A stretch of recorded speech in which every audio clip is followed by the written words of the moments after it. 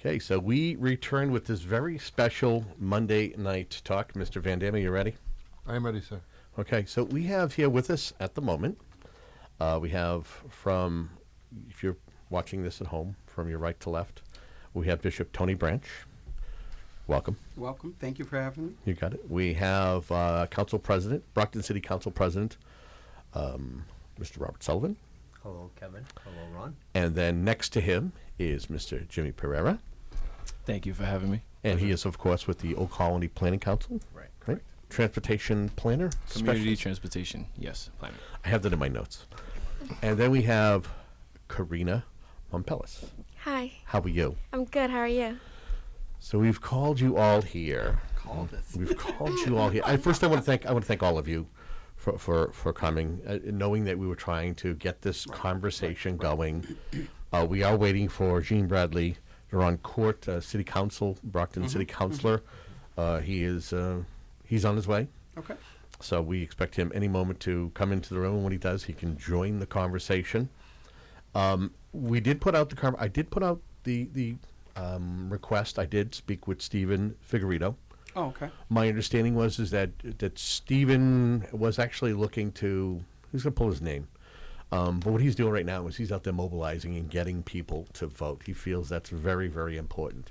And part of the conversation I had with him, and I think I've said it to most of you, is that I didn't want him to take away from the individuals who have been out there knocking on doors, who are 100% invested in this race. And he agreed. But again, the offer was there for him to be a part, seeing that he is on the ballot. I did also invite Mr. Mark Lawton. Mr. Lawton, not once but twice. There was 2 different weekends that we were looking at. I'm sure everybody remembers this. Yes. We were looking at the weekend of the 24th, 25th, somewhere in that vicinity, and there was some kind of confusion. And then I got a call that he was unable to come to this particular conversation. Of course, I mean there's 8 days until the preliminary, and so this is kind of an important conversation. And knowing that in just a day or two, you're going to be having another big political forum. Is it with, you guys know it's NAACP. Thank you very much. At Brockton High School. I know there's so many different forums that are going on in conversation. You're all being pulled in different directions, so it's appreciative that you're coming and being a part of this conversation. But I did get a call from Mr. Lawton's campaign saying that this event that he was going to was planned well in advance, so he was apologetic that he could not make it. So I want to at least put that out there, that it was offered to everybody. The idea, the concept of what we're doing here this evening is something that Ron Van Dam and I did at a previous radio station that was in Brockton, 1460 AM. At one time it was WBET, WXBR. Now it's soon to be launched as WBMS. So I thought I would have Ron join me. Ron, of course, with New England Broadcasting, as we said at the beginning of the show. Ron specializes in stuff like this, talking about the issues. And he gets, sometimes some of the questions he asks, you might go, why is he asking me that question? Well, again, he's a guy who wants to get the pulse. And while the question you're being asked, you're like, what's this got to do with the conversation? There are people out there who are thinking these questions. So we're going to touch, in the time that we're allotted here for this 2 hours, we're going to talk about a lot of different things. And it's a conversation. There's not going to be a bell. We're not going to taser you if you go over the 2 minutes. Oh. Except for you, Bishop. Taser is always a difficult conversation with civil rights leaders. I'm just saying Touché. that. I know, I get it. More or less, there will be no corporal punishment. There you go. But I just want you to be be as courteous Yes. to your other opponents here, because you're all here for the same reason. You care about the city of Brockton. Right. You want to be a voice. You want to be the next chief executive officer of the city. So what I'll do is I'm going to go from left to right, and just take between 30 and 90 seconds just to say who you are and why you are in this particular race. So we'll start with you, Carina. Hi, my name's Carina Mompelas. I'm running for mayor because, well, I want to make a difference in our community, and I feel that in the position that I'm in right now, I'm able to affect a few lives and help a couple people out. But as mayor, I'll be able to help a vast majority, and I'll be able to just do things about what I can't do as just being a resident or a constituent in Brockton. So I'm running for mayor because I'm trying to help everyone, and honestly, and mostly for the education system, because I have 3 little brothers, and it's kind of personal to me when I see that the education is not working as well as it should. I'm so sorry. I don't want to take away from anyone else, so I don't know when my 2 minutes are up or anything. But a little bit about me. I'm 23 years old. I study political science, and I've been living in Brockton for 16 years. I do a RISE program, which is a mentoring program for girls, and we help them just know, like, we build their self-confidence. I also do Best Buddies, where I volunteer with kids with special needs, and I just do activities with them a couple times a month. And I do youth program where we help people, college students, we help them get through the college process, and we just provide them with a community. Okay. Just to know. Oh, sorry. Okay, next. Sorry. She gets on a roll. She does. Very energetic. So much, but that's good. That's good that you have energy. You're very energetic. Jimmy, if you will. Good evening. My name is Jimmy Pereira, mayoral candidate for the city of Brockton. I ran in 2017, came really close, 10% margin. And if you know the Brockton spirit, we don't give up. We make sure to put up a good fight. So doing it again this year because I continue to see the issues that have arisen in the city of Brockton. I work with the Old Colony Planning Council. They are the community transportation planner, working with 17 communities, Brockton included. So from Avon to Plymouth, Easton to Kingston, have been working with these communities, but also the MassDOT, the state agency, and the federal government as well, and bringing dollars to not just Brockton, but to the greater Brockton area. Working, again, with community members is very important to me. I speak multiple languages, and going to Westfield State University, where I focused on geography and regional planning, minored in ethnic and gender studies, we were able to look at not just the built environment, but the socioeconomic disparities that a lot of our community members face. And that's why I think we need a spokesperson that is well diverse in their experience. Being an at-risk youth, I also having a strong desire to work with our youth to curb them away from youth violence, and also looking at the transsex, so not just with our youth, but with the older adults and our senior community as well. And again, thank you for having us here, and I hope I have your vote September 17th. Council President Robert Sullivan. Thank you, Kevin. Thank you, Ron. So my name is Robert Sullivan, and as Kevin said, I currently serve as the City Council President. I was elected in 2005 as a council at large, serving the entire city of Brockton. So I've served in that capacity. This is my 4th time being the council president. I'm a Brockton guy, and I married a Brockton girl, and we're raising 3 kids in the city of Brockton. I believe I have the skill sets with an advanced law degree and with an MBA from Boston College. I've served to deal with 14 different budgets. I've worked with 4 different mayors. I think now is the time. Brockton can do better. We need to make sure that the economic development that's in the queue right now will continue. That train has to go down the track. But we need to extend it throughout the city of Brockton. We also need to make sure we're getting our fair share of Chapter 90, Chapter 70 funds. So, again, at the end of the day, there's really good people running for office. I applaud each and everybody that puts their name out there. But I think Brockton really needs dedication, leadership, and qualification and experience. And I hope on September 17th, the voters in the city of Brockton will recognize that and consider me as one of the top 2 vote getters for the mayoral candidates. Thank you. Okay, now also we have, I believe he's the chairman of the city's Diversity Commission. I am the chair of the city's Also? Diversity Commission. I know that people will love to refer to me in my clergy title, but I'm actually Representative Tony Branch.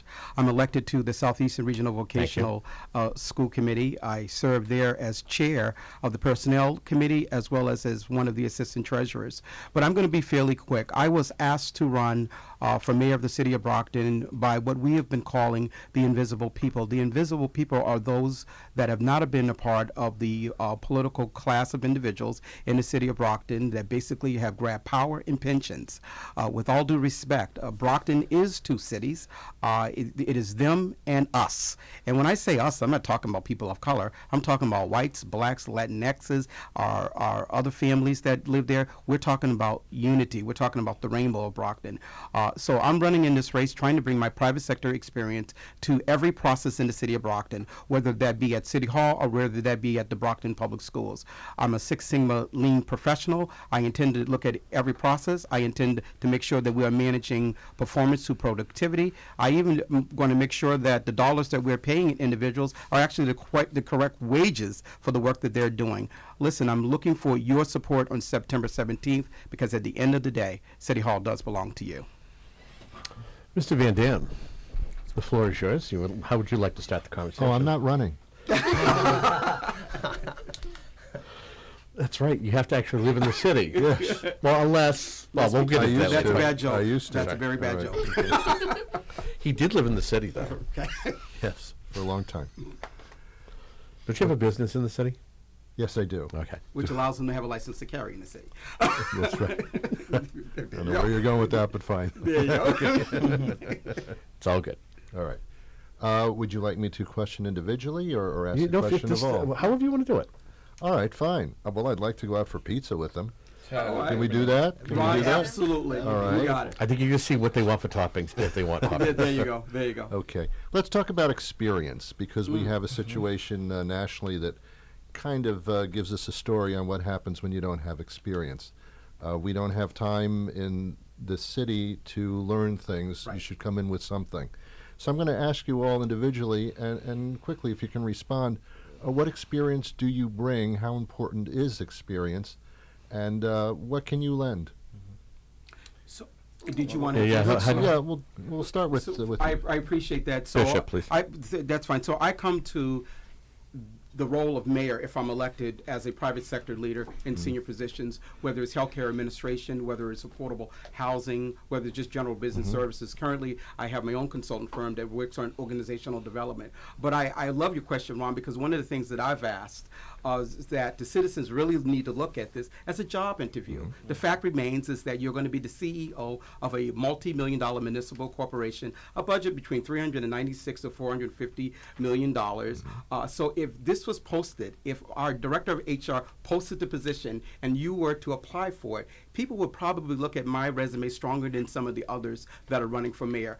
I believe that on day one, it's going to be very important. We're talking about looking at, for me, I would like to have Mr. Lopes come back, have a conversation with him, settle the Lopes case. It's at $8 million. We believe that it may grow to a $20 million liability with legal fees. I would like to see that the city council works with me in terms of inclusionary ordinances so we can, in fact, start the pathway to affordable housing. Developments should not be going up in Brockton unless they have a below market rent component. So there's things that need to be worked on that require you to have the experience. I want to have town hall meetings with the employees, something that's not done across the country. And again, I also want to apply some of the private sector processes that would make us a little bit more lean and effective. So you believe that on the first day you can start running? Oh, absolutely. Okay.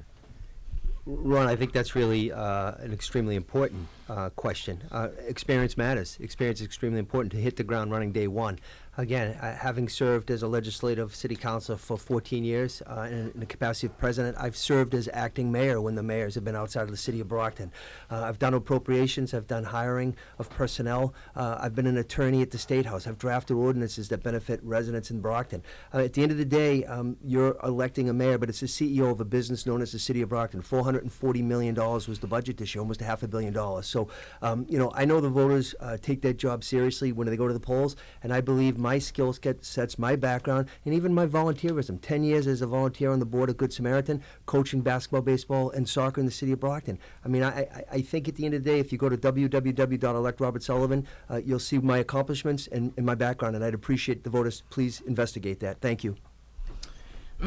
Again, a great question, and I believe the experience that sets me apart from the other candidates is that being born and raised in the city of Brockton and experiencing the good, the bad, the ugly, growing up in different communities in the city of Brockton. I grew up on Tremont Street, Newberry Street, Roosevelt Heights, Crescent Court projects, so I've been in the troubled areas. I've been through the school-to-prison pipeline in the Brockton school system, being in the Department of Youth Services, but also going back and working with the at-risk youth, being a motivational speaker, working with Commonwealth Corporation as well, who we helped fund a lot of the Bridging the Opportunity Gap programs that helped a lot of the at-risk youth and those individuals that needed help and guidance to be able to find opportunity and workforce readiness and preparedness as well.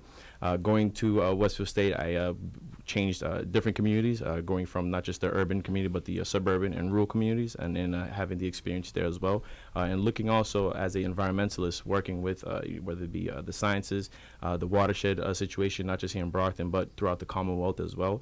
And these are the experiences that we need, not just someone that's going to work at, looking at executive orders and working on the budget, but also being a person that is going to be in touch with the community, the diverse community that we have, being able to speak multiple languages, and again, being in different experiences. I think I have a stronghold on being able to bring people together. Being a community transportation planner as well has really taught me, and also building relationships is very important. And experience in leadership? Yes, exactly. Where you're looking at the first vice chair president of the Brockton Democratic City Committee. I am an athlete as well too, so knowing about team building, played football, back-to-back state champs at Putnam Voc Tech, Westfield State College as well too. So again, team building is very important. And when you're a CEO, you're working with the board of directors, you're working with the city council, and it's not just trying to pull them to your ideas, but incentivizing and educating them as well too on what you want to propose and get to go forward to the city of Brockton, and working with the executive director Pat Charmella and learning and using his expertise as well too, and gaining more experience about relationship building and working across agencies, again with MassDOT, the Executive Office of Education and Empowerment, and again working with these agencies to say that we need to focus on Brockton, the greater Brockton area as well too, because we are abutting many communities and they see us as a powerhouse. So we need to make sure that we are at the forefront. Okay. Carina, do you have what it takes? I do have what it takes. Well, I know experience does matter in a lot of cases, but I feel that experience is not all that matters. When you think about a lot of things in life that we go through, I think one of the hardest jobs in this world is being a parent, and most of us are not experienced to be parents. It happens and we deal with it. I think it's about a will, determination that you have inside of you, and I have that inside of me. And I'm not going to act like I'm the know-it-all in the room, that I know the ins and out of running a city, and I don't think any of us do, if we're being honest. But it's just having this thing inside of you that, in my experience, is growing up in Brockton. It's watching Brockton go on the decline. It's watching the fact that over the years, more and more people have flooded the streets. It's watching the fact that people are begging more people are sleeping on the streets. It's witnessing a mother and her child sleeping on the street and nothing's being done about it. So the thing is, when we talk about experience, we should also talk about the fact that sometimes experience is not what it's gonna. Experience is not what we need in order for Brockton to be fixed, because a lot of people have had the experience and have been in office and nothing has been done in the community. So at the end of the day, why not try something new instead of giving the same power back to this people that have had the opportunity to do something about it? So no, I'm not running here and saying that I've held political offices. I'm not sitting here and I'm not going to say that I've been a councilor at large. I haven't been a mayor. I have not been in any government thing, but I know for a fact that I have the will and determination inside of me. I have everything that I need to do what I have to do in order to make sure that Brockton prospers in the future and for the upcoming generation. Okay. Thank you. Very good. Okay. Let's give Jean Bradley Derenoncourt is here. City councilor, at-large city councilor is here. If you can briefly give us 30 seconds so folks know who you are. Of course. And then Ron will pose the question to you in regards to experience. Very nice. I just want to thank you for actually taking the time to reach out and also invite me to this show. And I think it's one of the best things that we can do as journalists and also public servant, given the fact that people may not have access to all the information. But for those of you who are listening who do not know me, my name is Bradley Derenoncourt, Brockton City Council at large. It is always an honor to find an opportunity not only to introduce myself, but to let you know who I am, what I stand for, and where I would like to take Brockton in the future. So I want to thank Kevin and, of course, you for taking this evening. I call him Ron. Okay, I want to thank Ron for actually sitting down to us and doing it. So we'll take it from there. In regard to your question, what was it? Sorry. Yes, we're talking about experience. How important is experience for what you're about to do, yes. Hopefully. Carina has incredible vision and wants to make things different and experience not necessarily has worked in the past. So I pose that question to you: how important is experience?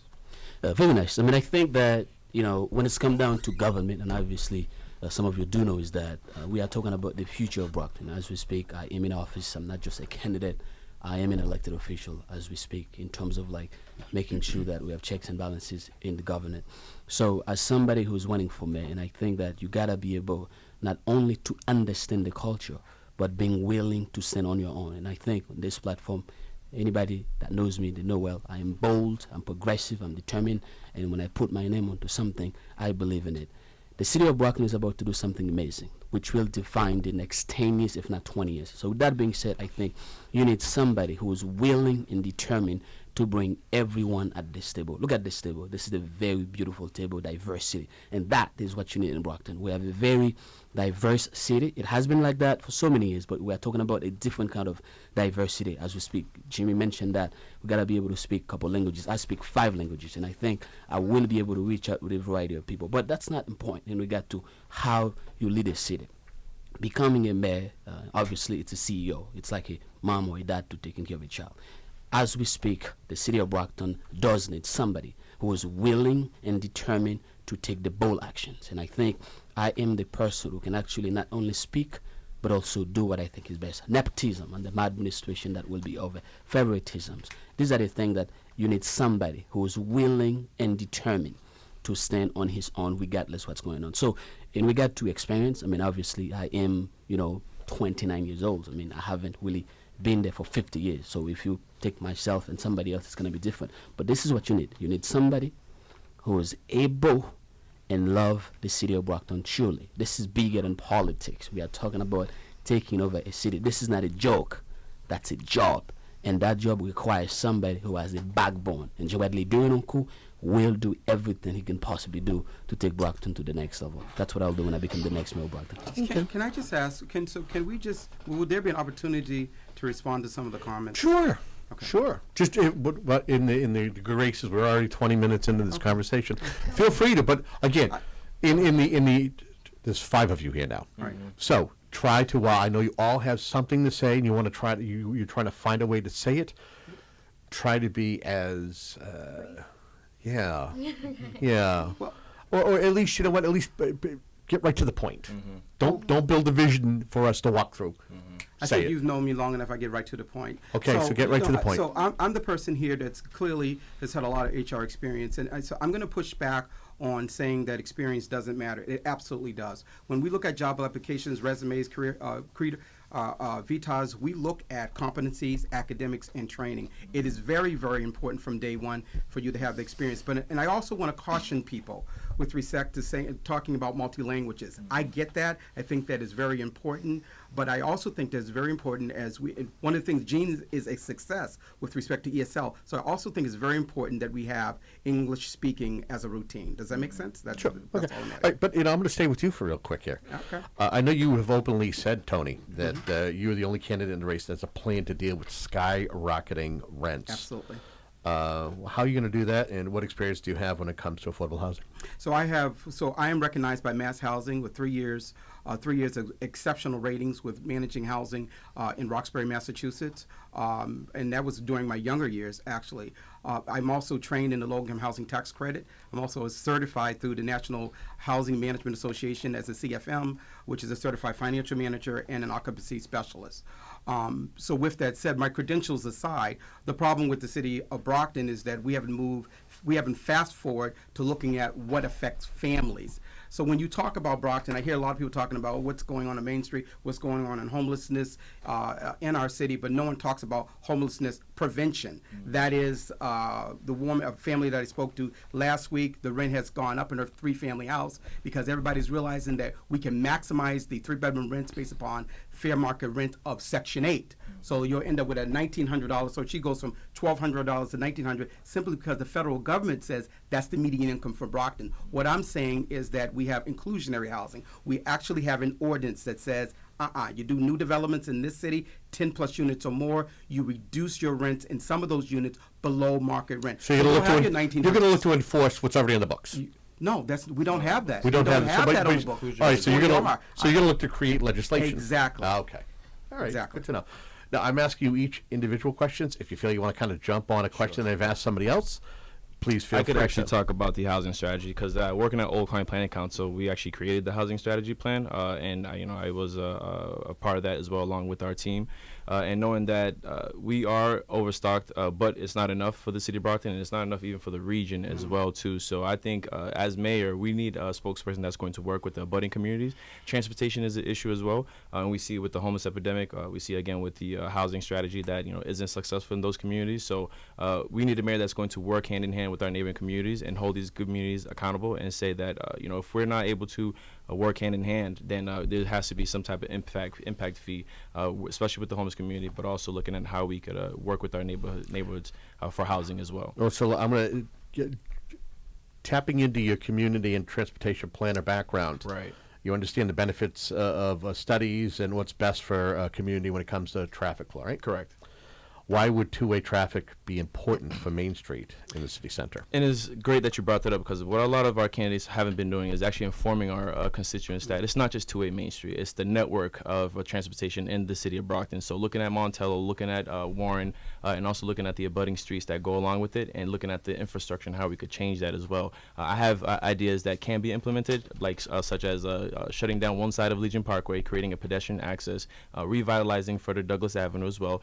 We need an entertainment district. We need a financial district. We need more destinations for a lot of the tourism that can come to the city of Brockton, but also destinations for those that we want to attract to the city of Brockton. Right now, it's still a bedtown community where there isn't, after 5 p.m., everything shuts down. With 2A Main Street, we'll also be looking at ADA mobility. We'll, of course, pedestrian and bicycle access as well. And again, looking at infrastructure and the design of it as well. We need to start leading the city, and not just the city, but the Commonwealth into the 22nd century and beyond. Counselor, you wanted to weigh in Yeah, I mean, I on... think, Kevin, I think you and Ron were actually working at the station in Brockton when I was banging the drum for Chapter 40R, smart growth zoning. And at that time, there was a lot of pushback. People didn't comprehend it. And I kept banging the drum saying, listen, this is going to be a catalyst for investment. We're going to have 5 sectors. We're going to concentrate on the downtown. It's going to be housing. It's going to be both market rate and affordable housing. That's why Trinity Financial came and invested $30 million downtown. Now, we can do better, and we can build upon that, and we have. But I think it's really important to understand that the basis of getting things done is a collaborative approach, right? I was the one banging the drum, but all my colleagues bought in, and subsequently Mayor Belzotti, and also Mayor Carpenter. So I think that's what it's about. It's the legislative body working together, school committee, the city council, the mayor, and also working the state delegation. That's the only way. I mean, Jimmy's had some great ideas. It's the only way we as a city can move forward. Okay, so I'm going to follow up because I was going to ask you a question, and that is, you're somebody with 14 years experience on the city council. What are your plans to maintain inclusive, collaborative, and transparent government? How are you going to do that? Yeah, I mean, I think at the end of the day, and I know we're all knocking on doors, right? People say our voice aren't being heard, right? And one thing I can say, and you guys know this is a truth. In 2005, when I was running for office, people said, Bob, no one knows you. You're not part of the old boys. Don't waste your time. You're going to get smoked. You know what? I didn't listen. It was my dad and I. We knocked on doors, got the message out, and I won. And I've been reelected since that time, topping the 10th ticket the last 10 years. We need to understand that Brockton, the fabric of Brockton, the quilt of Brockton, is diversity. It's a collaborative nature. That's what the culture is, you know? I'm a product of Brockton Public Schools, you know, and I think at the end of the day, we have to work together. We, meaning the elected officials, have to work together. But more importantly, make sure that all residents feel like they have a voice and they have a say in it. It's our home, right? Your home, my home, and our home. And without electing the right leaders, the home's not going to be safe, it's not going to be clean, and it's not going to be productive. Okay. Carina, the next question I have specific for you. You have stated that the Brockton Public School System is failing its students. What are the problems as you know them, and what needs to be done to change the city's educational system? Okay, so I think it's failing. I know it's failing students because speaking to multiple parents who have their kids, and there right now, they've had complaints everywhere. So we have one mother who stated that her child graduated 4 years, and he's mentally disabled. At graduate after 4 years, most kids with special needs do not graduate after 4 years. However, he graduated without knowing his alphabet, and what baffled me is the fact that this kid can have a full conversation with you. He speaks with you, and she also stated that he had no access to the music department. I spoke to another mother who her son has ADHD. He ended up having to stay back in the 6th grade because he wasn't getting an longer test taking time. And when you have that happening, it's not a money issue. it's a system issue. It's the fact that these little things that we can be fixing with just putting our time and like just investing our energy into it. How are you we're going to do not that, though? doing But it. how are you going to do that? Tell me, do you have a plan? Yeah, to- I for- do. what I is have it? just putting the right people in place, having a group working consistently in the education system to analyze how is Lexington prospering, how is Easton prospering, how is Belmont prospering, how can we compare, how can we prosper like they're prospering, because I feel like right now we don't have someone consistently working and seeing why we're failing. And once we start analyzing why we're failing, why the education, why we have one of the highest dropout rates, then we'll be able to move forward. I'm not saying I know exactly what the solution is. I know that the solution, one of the solutions, the start to the solution is having people working on it and analyzing the issue. And it would be fair to you. Was there a question that everybody else answered that you wanted to answer, or were you okay with what I asked you? I'm okay with what you asked me. Okay. Same with you, Councilor Derenoncourt. Was there a question that these other gentlemen have answered besides the one question that I'm posing to everybody? No, I mean, I can definitely tap into, especially going back to. Because I have a special question just for you. course, yeah, Okay. you know, My question for you is that you've stated as mayor that you will be an advocate for small business development. What's your plan, and how will you do this? Very good. I mean, in regard to my observation about government so far, I mean, I think you know that I've worked for a few politicians myself, former mayor, state rep, governor, whatever. Here's one thing that I know. People can blah, blah a lot, but when it's come down to take actions, they are unwilling to do so. But in terms of like small business, I went to the top of the hub recently, and I was talking to the guy that actually owned this place, and he said that, do you know I used to live in Brockton? And I said, I did not. He said, well, I live the city solely because I was trying to build a business down there. Unfortunately, they give me so much hard time to do so. And I said, what do you mean? He was like, the license process and everything was kind of like very complex. And he went on to tell me that he moved to Quincy. As we speak, he's living in Quincy. And I said, what it will take for me to bring you back to Brockton? He said, never. So when he said that, I was hurt. I was hurt because he's somebody with a lot of money and can actually do a lot of things for the city. And according to a little experience that he had, he felt somewhat unwelcome to the city that I'm hoping to represent. So I don't want this to happen in Brockton at all. Because you know why? We are a city. We got to be able to develop downtown and making sure that people feel comfortable and welcoming down there. If you go back to 2017 when I was campaigning for council at large, one of the things that I pushed was turning Main Street into two ways. Well, the thing is that, I mean, you can do your study all the time, but the question is, it's not just turning Main Street into two ways, but it's also reduce the traffic and build trust and foundation in regard to for people to bring. In government, there are two things that I've learned in school that's so important. It's choice and education. Education, in that sense, we will not have the time to talk about it. But in terms of like the small business, I will do everything that I could possibly do to reach out to them and making sure that they can come and invest. Because this is what you got to understand. As a mayor, my job is to bring business downtown, to bring job, to making sure that the place is prosperous and moving on. And that's what I will do. I will reach out to the people with the money, give them a reason to believe that Brockton is the place to be. Here's the thing, though. You cannot possibly reach out to somebody without telling them what they're going to get. The customer service in regard to the person who's going to buy the stuff must be there. There are two things. Anyone who's moving to a place, take a look at both education and public safety. Whenever you are moving to a place, you said, okay, is the educational system is good? Well, Brockton does have a good educational system, but there is room for improvement. Obviously, everything that you do in life. Public safety. The city of Brockton has a reputation of bad public safety.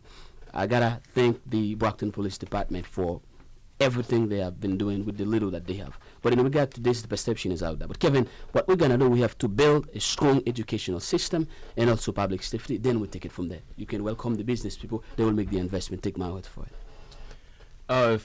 If it may add to that, if we talk about bold and taking action, what I want to focus on is providing a platform for our small businesses, maybe a small business commission, but also looking at incentivizing our mom and pop shops to look at how they can build up and build out as well. When you look at downtown and the vacancy rate as well, that's something that we want to improve in and provide opportunities for that. Not everyone can open up a storefront, so having a maker space where they can work, whether they need office space or if they need somewhere to get the ground built up from the bottom up, and also provide foundation for that. I know we have Seed Corp, we have the Metro South Chamber of Commerce. We want to work hand in hand with those companies, those agencies, but we also want to work with the business associations, the Downtown Business Association, Montello and Campello, because inter-agency relationship and intercommunication is very important. And again, providing these incentives for these smaller stores to continue to thrive in the city. Anybody want to follow it up? Well, my thought here on small businesses is Tony, if you want to grab that microphone. Thank you. My thought is that I've been there and done that, and I'm going to be very clear. We've had these associations that Jimmy's talking about, and we know that there are more than enough hiccups in starting small businesses in the city of Brockton. For me, I want to immediately do a survey of all the businesses in the city of Brockton at the taxpayers' cost, because in order for us to get to economic development correctly, we have to know what the small businesses are saying, what they're believing, what they believe the hiccups have been, including getting support from Metro South. For me, there's definitely a lot of work that needs to be done in terms of planning. I think that we need to streamline it a lot, and I think that, quite frankly, it may be time to eliminate some of the boards. Thank you. Tony? Yeah. Robert? Kevin, I think in terms of I am a small business owner. I have a small law practice, and I've had it for many years. I think at the end of the day, 40E, I adopted that, expedited and permitting. It's making sure that the businesses that are in Brockton stay in Brockton. Like when Sorelli Foods left Brockton, that was devastating. And also attracting new businesses. That's why we have TIFs and ties and all these little tools in the toolbox. But I'd like to just get back on the education component, because if you know back in history, the Webby case, McDuffie case, and Hancock case, Brockton has always been cheated. And I'll Equity say and that again. education. Yeah, we've always Yep. been cheated. And in the last city council budget, we just put another $100,000. And a lot of the gateway cities, the so-called poorer communities, are going to work together in collaboration to make sure that the Commonwealth steps up and we get our fair share. When there's kids, 38 or 39 kids in a classroom, not good for the boys and girls to learn and not good for the teachers. So we need to work with our state delegation, the Senate, and the 3 state reps to make sure we're getting our Chapter 90, Chapter 70, and lottery funds. That's what it comes down to. Can we get a conversation that we're having No, here I with, hold on, Yeah. hold on, don't interrupt me. I will never interrupt. Okay. I love you. As we're trying to do here is let folks know we've got just a couple of more minutes in this particular segment. But wait, there's more. We still got another hour, a couple of different more segments that we're going to do. But I want to thank the 5 of you for being here. 2 city councilors who are here vying to be the next mayor. With, Bradley Derenoncourt. That's it. as we have Jean Bradley Derenoncourt and Council President Robert Sullivan, as well as Diversity Commission Chair Tony Branch, Bishop Tony Branch, also on the Southeastern Regional School Committee. If I don't say your titles all the way down the That's fine, line, that's please, for the sake of time, I'm doing it for this, and of course, Community and Transportation Planner Jimmy Pereira and Carina Mompelas, who is here as our guest. And what we're going to do right now, if it's okay with you, should I take a little bit of a break here? We're going to step aside just for a moment for a top of the hour break. When we come back, more with these 5 candidates. You are listening to Monday Night Talk here on 95.9 WATD. Okay, we are back for the second hour of Monday Night Talk as I'm joined by Ron Van Dam, and we've got the 5 candidates who are, 5 of the 7 who are on the ballot as we have Tony, Jean, Carina, Jimmy, and Robert. Of course, we got 2 city councilors with our council president, Robert Sullivan, and at-large councilor, Jean Bradley Derenoncourt. I'm going to turn the microphone over to Ron, because I think I kind of swallowed up that last segment. But we have an hour left, folks. Shorter answers. I know you have a lot of passion, but there's a lot of issues for this $400 million entity called the City of Brockton. So if you can try to be concise with your answers, I caution you. So, Ron, if you will. Well, let's get into it with crime. Gene, you brought up the public safety issue, but, I mean, we're talking raw crime here. I lived in the city for 30 years. And I wasn't even born. Wow. I know. Okay, listen, son. Okay. We'll leave it there. Yeah, I will talk. Gotta to you. laugh. Thank you. That subject comes up all the time, and it gets more intense. For years, Brockton has had a negative city perception, and everybody's been fighting that perception for decades. It's damaging. We talk about bringing business into the city. That's your major stumbling block, is the perception. Back in the early 2000s, Mayor Units brought in the state police. It was very effective for quite a period of time. They lived in the city for quite a period of time. As soon as they left, we were back into another situation. Mayor Carpenter sought police city chiefs from other locations to bring them in to get their expertise. It's a problem, and I'm wondering how you think you may be able to make some headway with what is really the future of the city, is to make it comfortable to live here and to prosper. I could go ahead and take the placemaking is very important. So we definitely need to prioritize public safety. I want to look at the structure as well too. We do need more police officers, but the question is, how do you pay for that? And looking at relocation in collaboration with the Mainspring program and relocating that, hopefully at the CSX yard, and even the method with the homeless population, we need to change that as well. The shelter in and out approach doesn't work. I want to look at the wraparound service approach. So at the CSX yard, we have the opportunity to have a sustainable housing for the homeless, which means that they'll have secure locations to put their belongings, a peace of mind as well too, because if you get kicked out and go for a job interview, you're not able to focus on that. Besides that, with the cafeteria area where you would not just be fed but learn about nutritional values and how to cook for yourself. Yeah, but Jimmy, we're talking about hard crime here. Right. Well, Public safety. I think that's mental a health is part of that as well too, because you've seen the incident on Main Street and Pleasant Street where a person was shot who had a mental health condition. That my friend actually owns that store. So if you want to bring businesses to downtown, you have to deal with the homeless situation. You have to deal with the mental health situation. If you want to talk about hard crime, like the guns that's been being shot around the city, and also the gangs, chases as well too, we need to look at the transect. So working with the youth, we used to have the DARE program. We need to bring things like that back, but we also need cultural competency with our youth and the teachers to say this is the environment that a lot of these children are growing up with. They're traumatized, generational trauma. At the age of 11, even younger than that, I've seen a murder right on Newberry Street happen right in front of me, right beside my grandmother from the third floor apartment. So our children are being traumatized, and when they go into the Department of Youth Services, that's a breeding ground again for more criminal enterprise and more engagement, in the criminal mentality. So we need to make sure that we engage our youth. But if we're looking at the older adults as well too, we need workforce preparedness. We need to get them off of the streets and provide an alternative, because when you're dealing with a kilo of cocaine or a finger of fentanyl, which is about 10 grams or so, that's a lot of money that they see coming really fast. So how do we get them attracted to opportunities? So that's working with the unions in the apprenticeship program. I've talked to the unions about bringing them to the city of Brockton and seeing how we can collaborate, not just the schools, but with the Department of Youth Services as well, so we can quell that population and get them off of the streets, included our adults in the city. How do we get them off of that? And it's workforce training, and it's, again, getting them into the opportunities. We need the marijuana recreational process. That hasn't moved forward as well, and the businesses that come along with that, which provide a livable wage. And we need to make sure that we have that in the city of Brockton. Okay, Councilor Sullivan. Yeah, I mean, first of all, we need to hire more cops. I mean, not just replace retirees. We need to hire new cops, and we can do that by cost containment measures. We could decrease the overtime. Overtime is mandated by collective bargaining, but there is every year in the budget, there's surplus there that we can use to hire new police, hire new fire.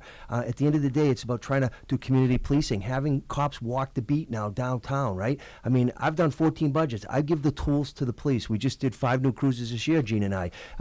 Shot spotter was something that we authorized as well. In terms of what you said with the Stadies, right, and the DA's office in Brockton, we need to keep that up. The FBI, we need to make sure the feds are working with us. But really, it's about also, there's a direct correlation between drug epidemics and crime, and we need to work on that tandem, right? I mean, that's what it's about, right? Getting to the young and making sure that they understand that illegal and legal drugs are killing people. That's an epidemic. But the crime itself, listen, it's never going to be solved 100%. We're a city, but we need to minimize it. We need to make sure people feel safe walking around, and they don't right now. There was a shooting on Grafton, just right near my parents the other day. We need to hire more police and work effectively. That's what it comes down to. That's the truth. Hi, Mr. Branch. how are you? So I'm hearing I hear what everyone is saying. So let me just say, I was raised in Roxbury, where shootings occurred hourly. I became a community activist because Darlene Tiffany Moore was 10 years old, sitting on a mailbox on Humboldt Avenue and had her head blown off. What we did is we first mobilized the community. Well, actually, let me back up. What we did is we had some tough talk in the churches. Parents need to be responsible for their kids. It was just not that they were committing crimes. Parents need to be responsible for their kids. We developed a community action patrol with Ed Brooks. I was a co-founder. We worked on Drop a Dime so that the community felt comfortable in reporting crime. We worked with the anti-crime unit. They got out of police cruisers. They got out of unmarked cars. They even bought private cars to be able to patrol the streets. We began video surveillance because we believed in monitoring what I call catch and convict. That is, that we have you on camera. If you're driving up Humboldt Avenue, you're shooting up Blue Hill Avenue, Main Street, or wherever you are, the chances of we getting that car traveling are greater, so we would get conviction rates. That's the stuff that's going to solve this. Now, we can say, I heard one of my candidates talk about maximizing SWAN officers 250. That's all and well. But the other thing that we're not doing is there is a triangle. It's called a crime triangle. We need to make sure that those sort of processes are part of the superior officers' platform when they're leading Brockton Police. So it's not just more cops, it's how we're going to deploy them. But I want to be absolutely clear. This starts with the community. And at this day and age, with video surveillance, I just got pulled over by the state police. It was easy for me to hit record and to record that cop that was doing his job. Please don't tell me that all the cameras that Comcast has all these cameras in these houses, that people can't share that information with the Brockton Police Department to tell them who is doing the shooting. The community needs to get involved. I'm tough on that because I know that a lot of this also starts at home. Yeah, very interesting Councilor story. Bradley. Excellent. Well, let's face it. I mean, the city of Brockton has a reputation of crimes, and the perception, as you know, is pretty bad. No matter where you go, sometimes you go outside of the city, and people said, "Where do you live?" You said, "Brockton." They said, "Holy cow, do you really live there?" But here's the solution: you can put as many police officers as you want out there. You can come up with all kind of ideology until you do the three things that I'm about to state. This place will never change. The number one issue that we have in the city of Brockton is trust. The resident do not trust law enforcement, not just the Brockton Police Department. Giving the Trump administration nowadays, it becomes worse. And as somebody who served on the task force for the DA, we have a table of a lot of folks, and the goal is to see how we can come together as one community to talk about the issues. So with that being said, communication is important. So you cannot talk about solving problems, especially crimes, without talking about communication. So in this regard, and I believe it's common sense to say that, when you are living in a city like city of Brockton, where most people feel some type of uncomfortable to pick up the phone, to call 911, it's become problematic. In Massachusetts, I'm assuming there's a saying, if you see something, say something. People need to know when they say something, nobody will go after them. Correct. And with that being said, I think it's important for people There were a to lot of people that weren't reporting because they had to remain anonymous So, because they were threatened. so when I think it's a very, that's what I said. This is not a game. This is not a show. This is running a city and come up with bold, progressive leadership and being different to do this. Rob, one of the first things that I will do when I become the next mayor of Brockton is trying to find a way to build trust among the resident and law enforcement. The number two thing that I will do is build that communication. Even as we speak from the council to the mayor's office, we do have a communication problem. So it is my responsibility as the mayor to build that. Poverty has a lot to do with crimes, low-paying job and all of that, homelessness. And I think as we are going into this debate tonight, I will be able to elaborate, but number one, build trust. Number two, communication and create jobs where people work. Then you take action from there. Hey. Okay, so I think when we talk about crime, we have to address what leads up to crime. So we have the homelessness rate, the poverty rate. We have the fact that youths in Brockton are not being offered much. They have nowhere to go. There's nothing to do in Brockton unless you're in school, and it's the truth. If you're a youth, if you want to have some real fun, you have to go to Braintree. You have to go to Randolph. You can go to the Showcase Cinema. And the thing is, when you have youths with nothing to do, they think that joining a gang is an activity. They think that hanging on the street is an activity. They think that hanging in the car and not doing anything is an activity. So the thing is, we have to address the fact that these youths have nothing to do in Brockton. We have to address the homelessness situation, because when people are in desperate situations, they do desperate things. And I know, and once we address these things, I do want to put out bringing more cops, because we do need more policing for a city our size. And I know that you have a problem with me saying that, but it's the truth. We're not talking right now. We're not talking about how it's going to get done. We're talking about this needs to happen. So yes, we do need at least 250 police officers sworn into office in order for us to lower the crime rate. And we're also talking about trust. We're talking about communication. But the thing is, trust, when we talk about trust, people reporting the crime, the crime has already happened. So that's not going to lower crime. It's just going to increase people reporting crime. So we need more people to come out and say, we saw this happen. But trust communication does not, that has nothing to do with bringing down the crime rate. Bringing down the crime rate has to do with much more than just trust communication. It has to do with much more than parents taking accountability, because at the end of the day, parents are working hard in this city. They're working hard to put, and the fact that Brockton we have a lot of low income families, we have a lot of single mothers working hard to put food on the table. So you can't say these parents need to take accountability for their child. What we need to say is, where can we put their kids when these parents are working? Why can't we build a Brockton recreational center where these kids have somewhere to go and they're not on the street? I think that parents have so much to do already. Yeah, but we only have so much time. Right. Oh, sorry. So- You're all doing it, and I get you're all Yeah. passionate. But if we're going to get to tackle all these questions in the 2 hours that we have, just keep that in mind. Finish up your thought. Oh, sorry. Okay, yeah. And Sorry. you get going. You're like keep going downhill. Sorry. So Hit the brakes a few times. Okay, I will. Sorry, but basically, what I'm trying to say is, I think we, as a community, crime is our problem and it's everyone's problem, but you can't directly put it on the parents. I feel as though you directed your comment to somebody here. Did you direct a comment to somebody? Well, I didn't Please direct do. the comment to I think Tony Branch and Jean Bradley. So I was basically responding to Because you said you, and I'm like, Yeah. you. All right, Yeah. so please, Oh, sorry. briefly, Okay. So very briefly, this is why experience matters. I lived through although I was a Clinton supporter, I lived through the Clinton years when we received all that money for additional police officers, and we know how that devastated Black and Latinx communities. This is why you need to be very mindful as a person of color when you constantly say, "Hey, give us more cops to do exactly what." That's the first thing. The second thing is, and more importantly, I caution everyone here because everyone knows me. We need to say something good about the city of Brockton. If you begin a conversation by saying that the public schools are failing kids, when that is not true. I'm on a regional school We have one of committee. the highest That is dropout rates. How is that not with all true? due respect, They're we also failing have, our students. With all due respect, we also have stars that have gone on to Harvard.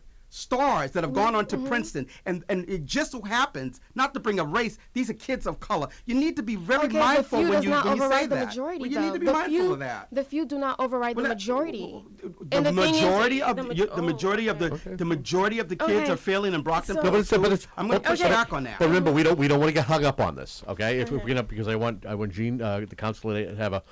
Yes. Are you all set, Thank you. Tony? For now. Okay. All right. Thank you, Kevin. I mean, I think Bob and I mean, obviously we are in office as we speak, and it's kind of like very interesting to see, how, certain thing is being Sure. debated. Here's the deal, though. I am serving on public safety as we speak, the Committee of Public Safety. I was appointed by the former president of the council. So with that being said, I think, Bob and I can actually talk about, what we know, not what we think. And what I mean by communication and trust, it's important. So I think it's common knowledge. People will know that. It's like, even with a child, Okay. if the child feel uncomfortable, they will not tell you anything. So, we truly do not have enough time to debate this, but Sure. we'll move on with that Because one. my next question, I'm going to challenge you all to be super brief. Yeah. Super brief. Almost like it's like a quick. No, not the lightning round, right? Right. Just a quick hit question. Because probably one of the top issues for residents is public safety and how safe they feel. And so I'm going to ask the question. You're each just going to do not expand upon it. Just give me your thoughts, okay? And we'll start with Carina, and that is, and again, Brief. just not Short, brief is keep it like you short. just answer the Direct. question. Yes. And my question would be is, do you have confidence in the current police chief and command staff, or would you make changes if you became mayor? Should I come back to you? You don't have to come back to me. Do I have confidence in them? Do you have confidence in the current police chief and the command staff, or would you make changes? Would you? I would make changes because I would be honest. I'm not in office. I've never had direct. Don't give me dialogue. Just I make would changes. That's it. changes. Jimmy. I definitely would make changes, especially when we look at training as well too. We need to be ready for our mental health issue and the opioid abuse that we have in the Commonwealth, so and especially in the city. Council President. Yeah, I mean, I would look at all personnel, not just police. I mean, I think you have to educate yourself, but you want to see what changes are going to be beneficial to the Brocktonan as a whole.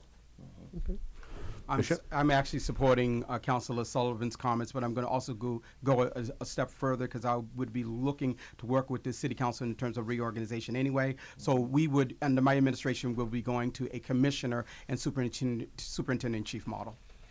Councilor. There is a lot of room for improvement within the city government. Okay, but what I'm saying to you is, would you maintain the current police chief and command staff, or would you dare to make changes? There is room for improvement. Okay, Good very political good. All right, you did so well with that one. I'm going to ask you another one, but I'm going to change directions with this one. There is a conversation, as you know, that Brockton did at one point in time have a conversation about having a casino. Okay, and again, this is going to be super brief.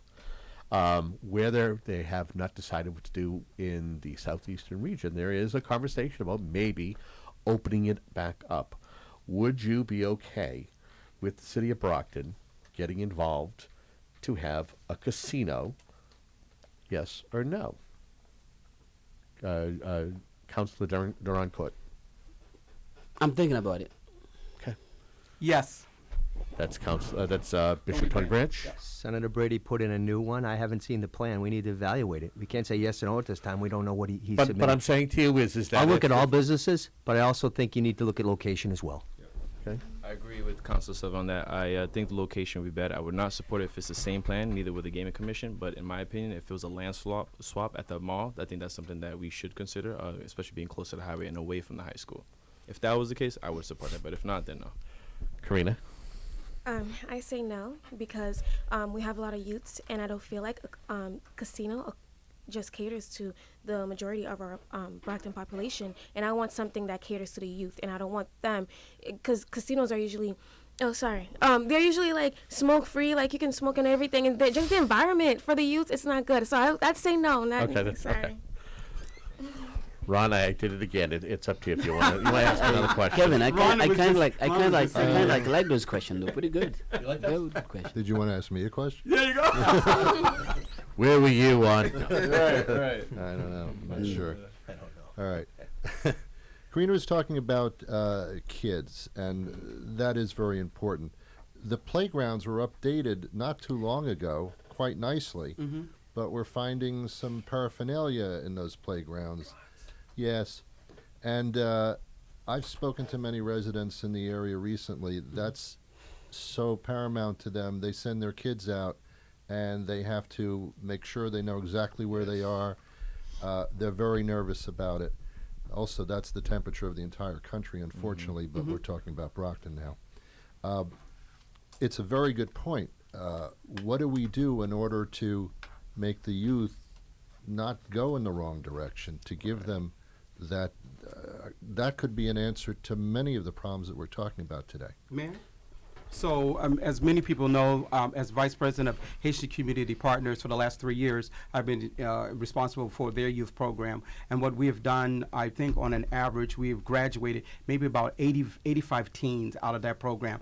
But even just to fast forward, prior to Mayor Carpenter passing, he appointed me as a supervisor on the summer youth enrichment program, and I can tell you that there's work to be done on that program. So what has happened is the young people are hired, and they're going around basically picking up waste. As an HR professional, I know that what we can now do is build a hybrid program. If they're going to pick up waste, get them also in a classroom to learn some very good skills, whether it's around financial literacy, communications, STEM, we need to work on STEM, those sort of skills that are going to prepare them for the workforce of today, not tomorrow. So we can do that. We need to also, one of the things I'm proposing is doubling the summer enrichment program funding so that we'll be able to do that, and to build a partnership with private organizations so these folks, for our kids, will actually be in businesses learning those skills. So that work needs to be done. And we know empirical data says what? That reduces violence. Okay.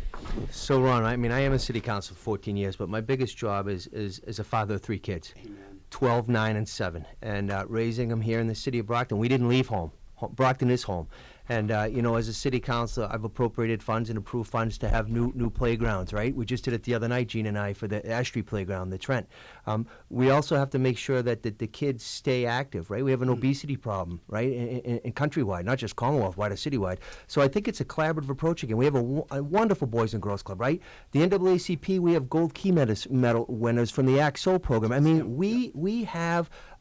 if Brockton was a stock, I'd be buying it. We have such skillful people, but it starts at the youth, right? But when they're walking around the playgrounds and there's needles there, we have to be safe. I mean, these are our precious babies. We need to make sure, as elected officials and as Brockton and as parents, that we can make sure that our kids are safe, and we can only do that again by working together and making sure that the funds are appropriated. And that's the experience that I have. I've done it. Mm-hmm.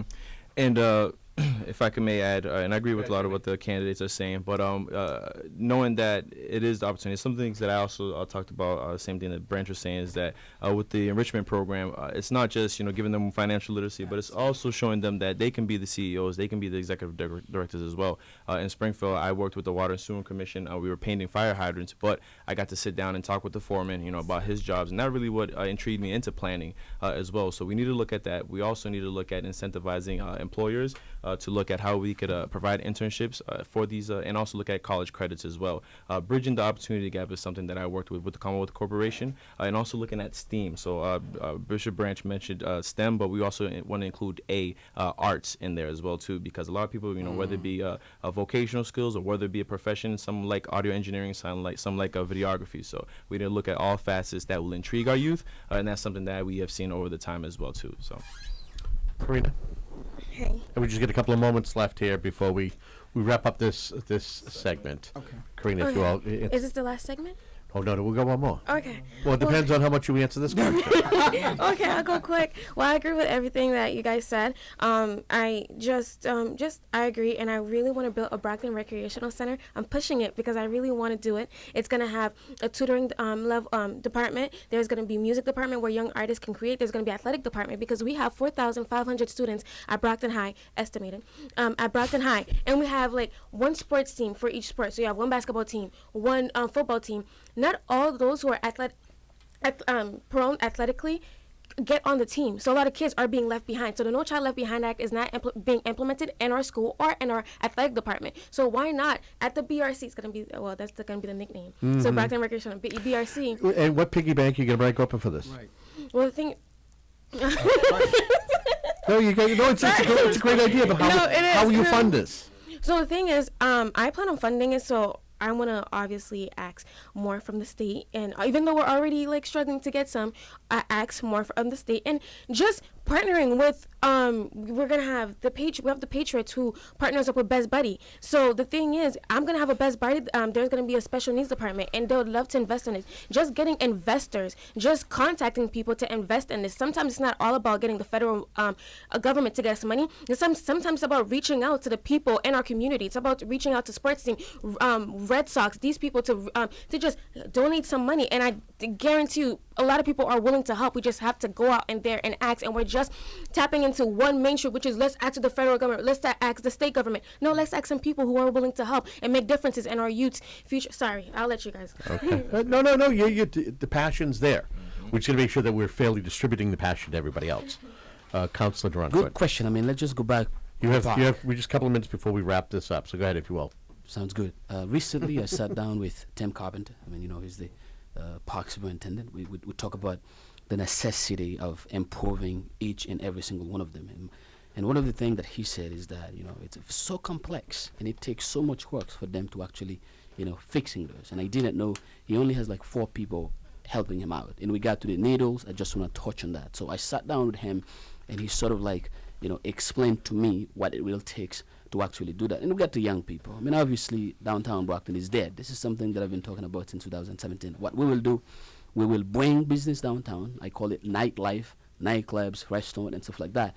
Hopefully, they will be able to come down and hang out because we need foot downtown. We need people to be able to walk back and forth. Here's one thing that I said about turning Main Street into 2 ways. Once Main Street become 2 ways, you're going to slow down the speed limit. Now I believe it's 35, maybe put it like 25. So the more people that you have walking down Brockton and the kids can see that there's fun, we got Prova. going on as we speak. It's a wonderful thing, but it's not just POVA. We're going to have to encourage business people to come down and invest, and hopefully these young people will find a way in regard to find a place where they belong, and then they will take it from there. That's what I'll do when I become the next mayor. Again, you're listening to another conversation here on the Monday Night Talk with 5 of the 7 mayoral candidates.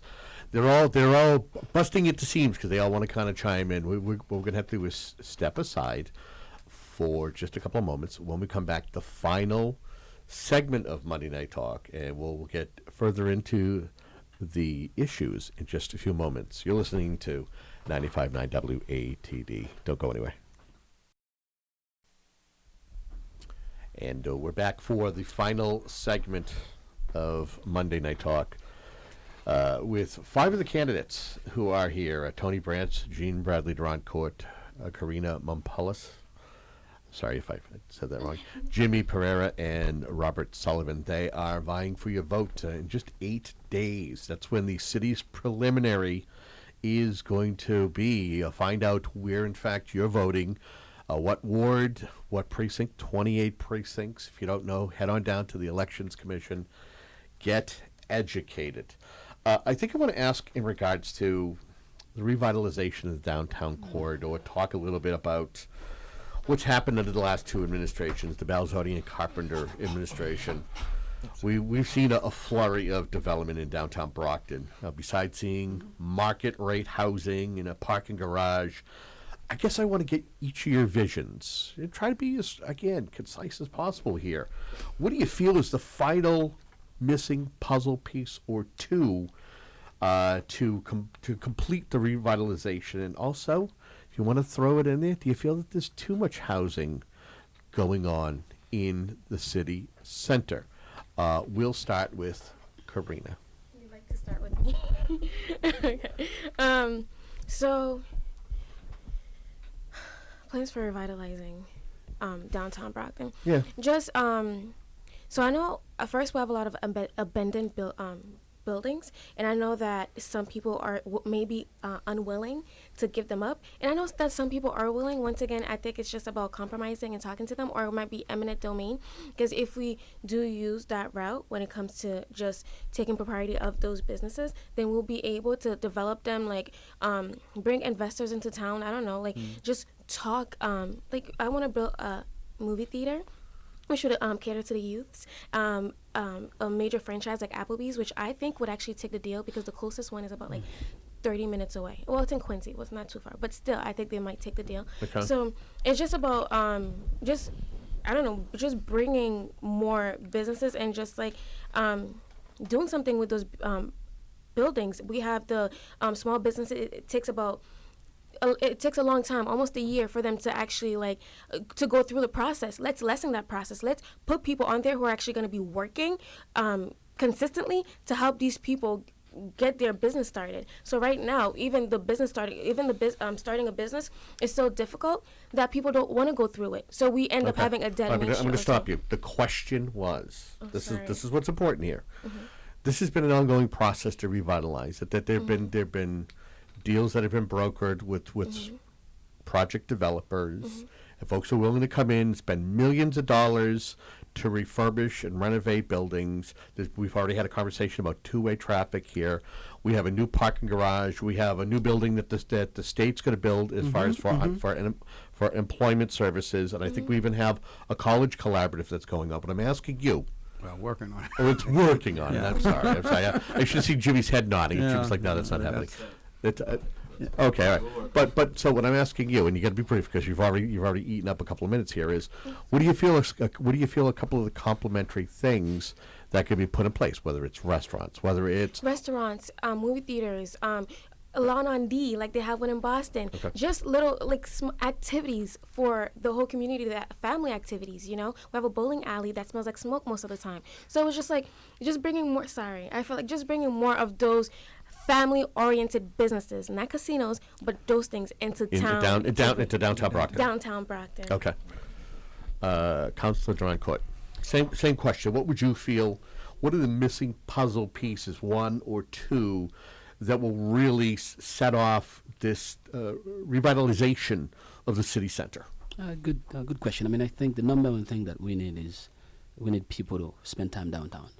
And with that being said, we need restaurants where they can actually go and have fun. So we gotta be able to not only change the face, but also, you know, the perception. So we need restaurants. We need people to go out there, especially outside. That's one of my goals, like having those kind of outside restaurants where people can listen to music and stuff like that. So we need that. But to go back to something that you said earlier, I mean, as you know, some of those projects has been going on, not just under the Bill Carpenter administration, but also Linda Balzoni administration. I said that. No, you said that earlier before that. So even if you see there's a lot of progress, I mean, this thing has been on the book for a while now. So we got to give these people credit. In regard to DUA, I mean, as you know, Department of Unemployment coming down, I'm not that excited about it because it was supposed to be a college collaboration for Massachusetts Community College, Georgia State University, and UMass Boston. And now you got, I mean, under the big administration, that DUA coming down with the goal of having, I believe, 3 ESL classes. I am not excited about that at all. Okay. So with that being said, we do not really have the time for me to go in depth, but we need restaurants,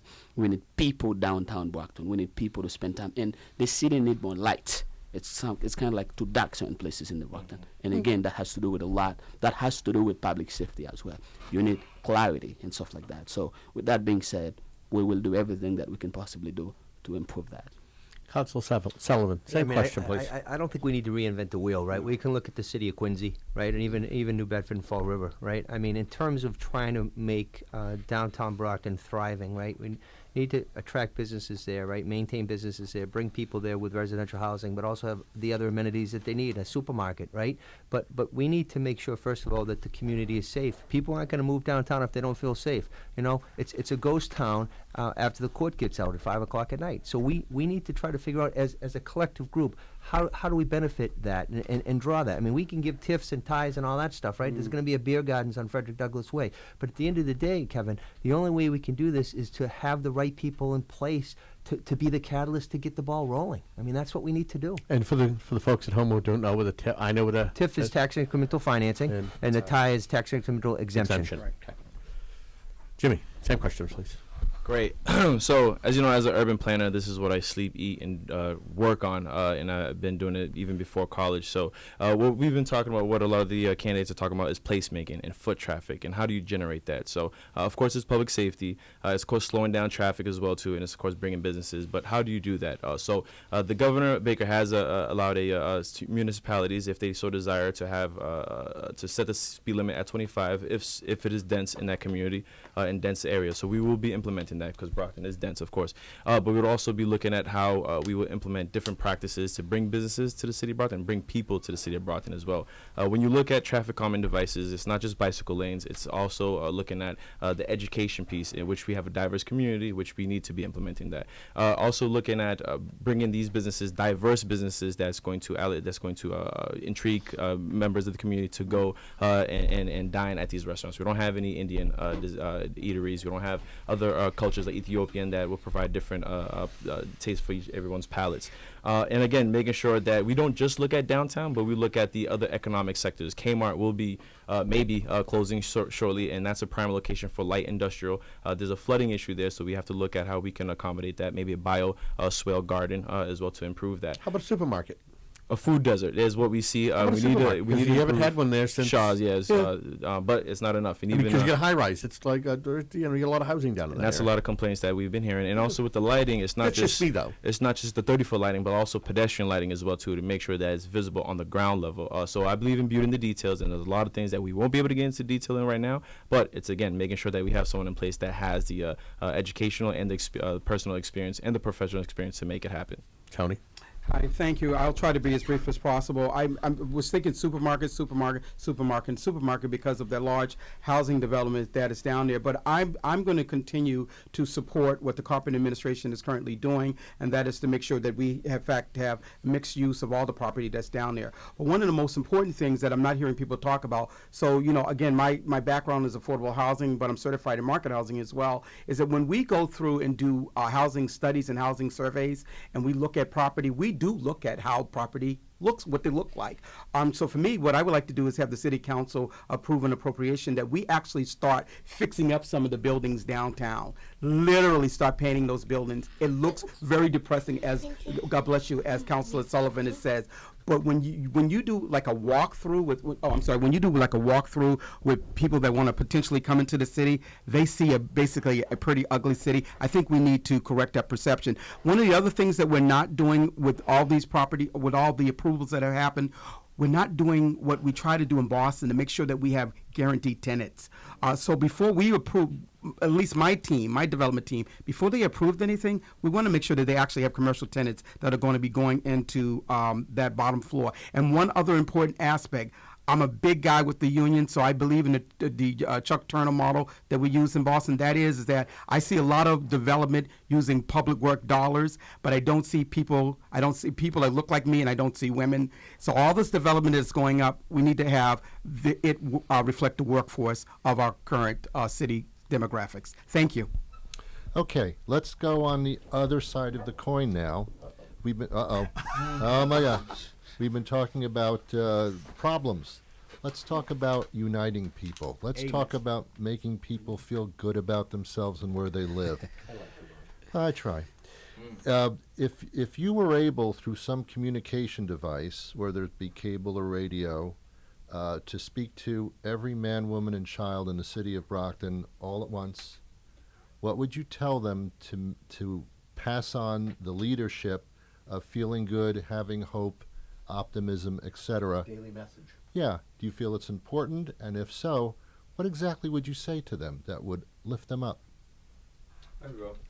So for me is knowing Brockton, knowing our diverse city, knowing that we are in this fight together. Love is very important, and compassion for one another. Being born and raised here and being able to be, on all three sides of the city. Never was able to live on the west side, not yet. But making sure, again, knowing that we are Brockton. We are diverse, but we are strong, and we need to be together and moving this city forward. And we can do it. We have people that come from, again, very diverse backgrounds, but we're also a lot of intermarriage as well too with different cultures. So we need to make sure that we move forward progressively, collectively, and make sure that we're communicating with one another. May I? I would, and unfortunately, I don't know, fortunately or unfortunately, I'm the preacher here, but I would tell everybody that they are born with a purpose. That's what I'm going to tell them. And I would give them a bit of my story. And a lot of people know it, some people don't know it. When I speak to young people across the city and in my younger years across the Commonwealth, when I was homeless as a teen, I always give the story of how I ate out of the trash of McDonald's. And the reason why I ate out of the trash, not only because I was hungry, but I ate out of the trash from specific people, and that was from children, because I believed the children were always clean.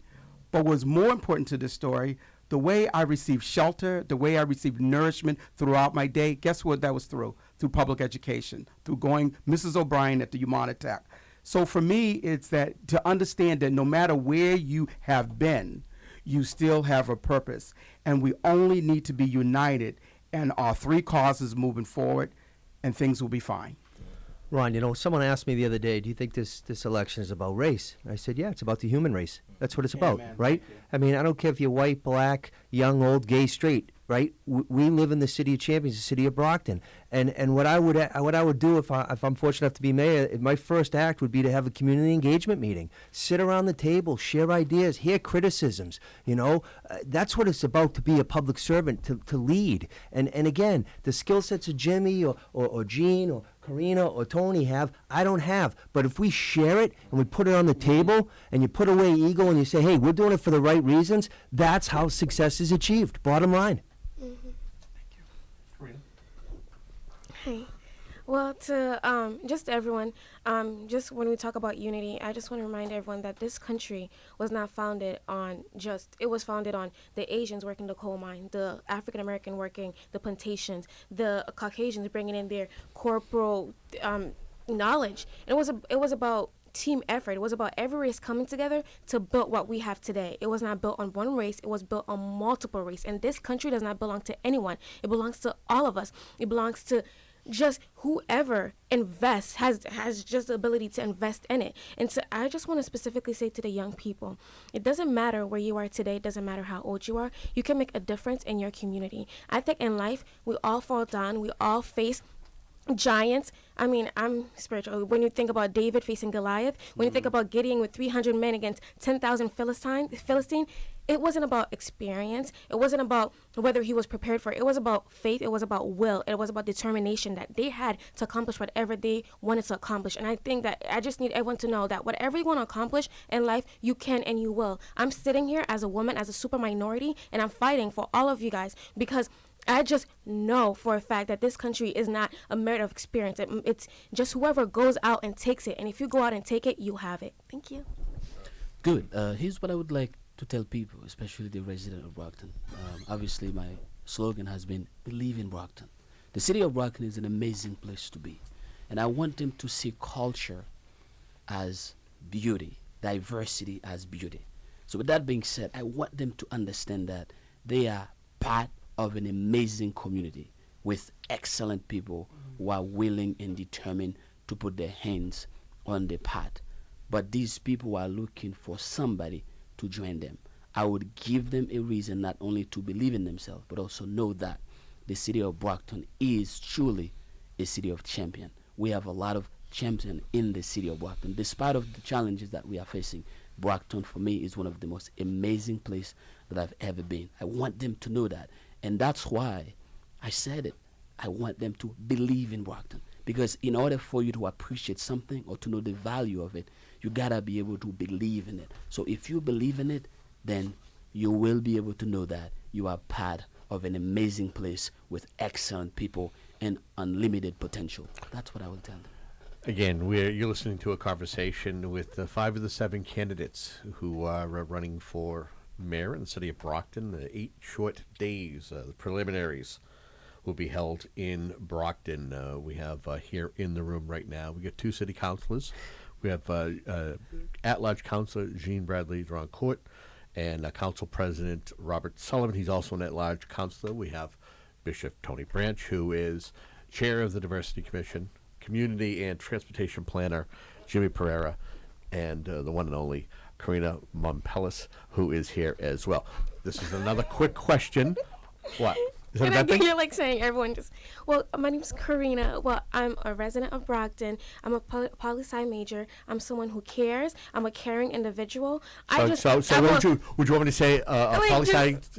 Just say. Wait, what do you want me to say? I mean, everybody has a title. Am I saying, should I not say their titles?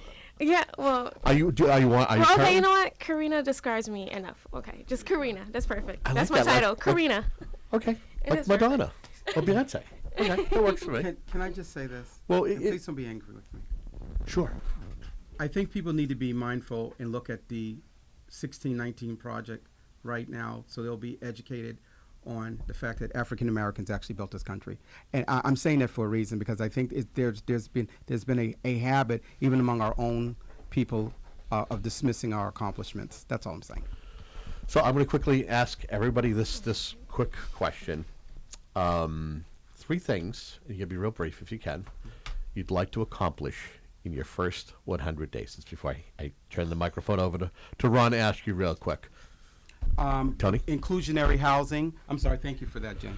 Inclusionary housing, because that seems to be the greatest pressure on our renters right now. Secondly, I want to settle the largest legal liability that we have, which is the Lopes case. And thirdly, I would like to look at public education, look at the processes over at the Brockton Public School to make sure that we're maximizing our dollars. So when we go through the next budgetary review, we don't have as much anxiety as we normally have. Okay. Gene? Yes, the number one thing is really 100 first 100 days. What are the first 3 things you? Day one. Day one. Day one Okay. is I like strengthen. Day one. I like that. Okay. Day one is strengthen the relationship from the Brockton Police Department and the resident, building trust. The number 2, which I think is very important, I want to buy 2 fire trucks for the Brockton Fire Department. They don't have it. I spoke with the chief about it. They need it. Number 3 is reaching out to investors and let them know that the city of Brockton is ready for business. Come down. Let's get it done. That's what I will do. Day one. Council President? Well, first of all, for the last budget, we approved appropriations on the fire department side to buy two, and also the third would be through a grant. But I think that the three things that I would do is enhance business development throughout the city, concentrate on downtown, keep that train moving down the track, but expand throughout north, south, east, west.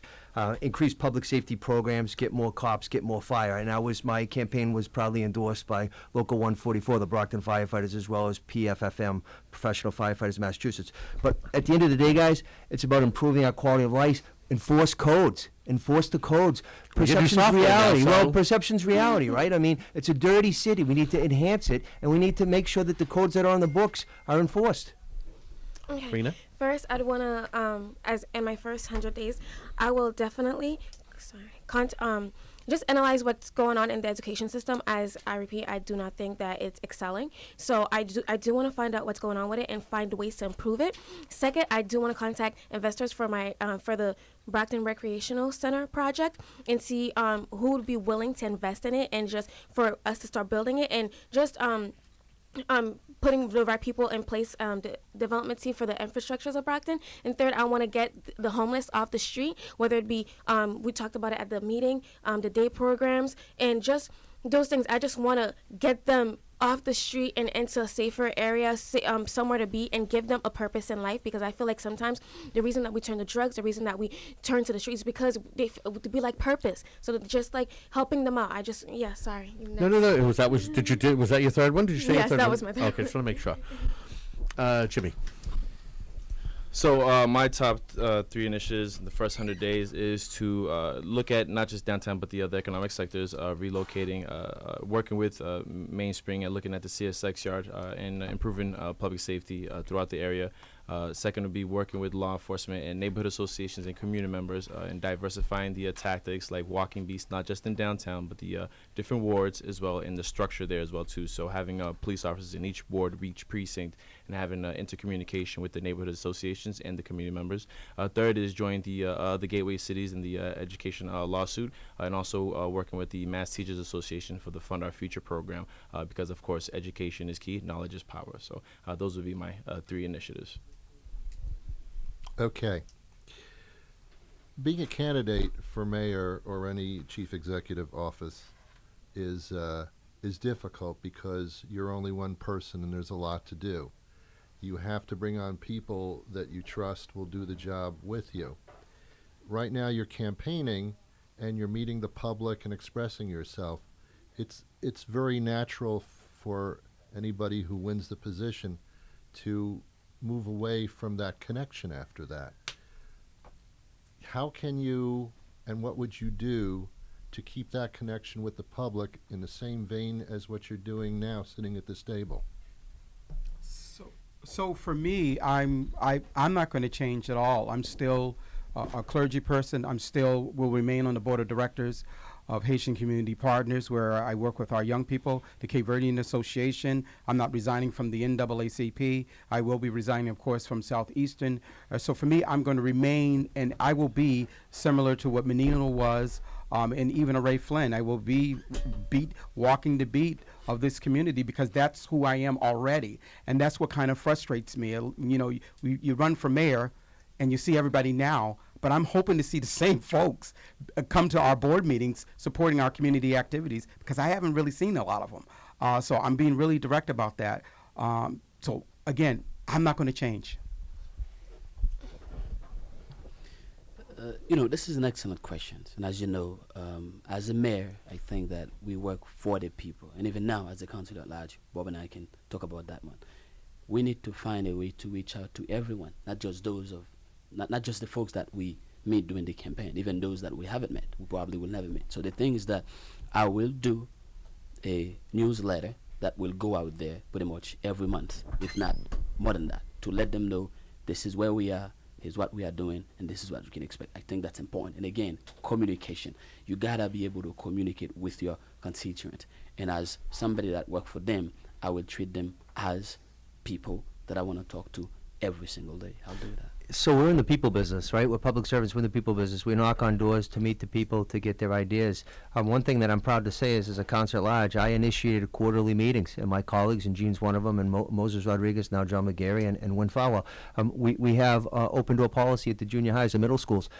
If I'm elected mayor, City Hall is going to be open. That's it. I mean, that's why we serve. Open door policy, want to meet as much as we can to address the issues. Because, again, the concerns on the east side might not be the same as the south side. And you shouldn't, if you don't do that, you shouldn't be serving. At the end of the day, that's what it's about. Carina?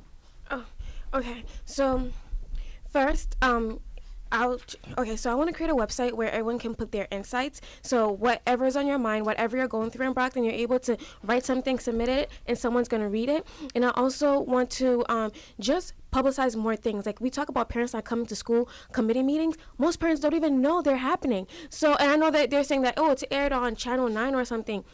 No one watches it. That so the newsletter idea I think is a great idea. Mark. The one that Gene brought. Oh, sorry.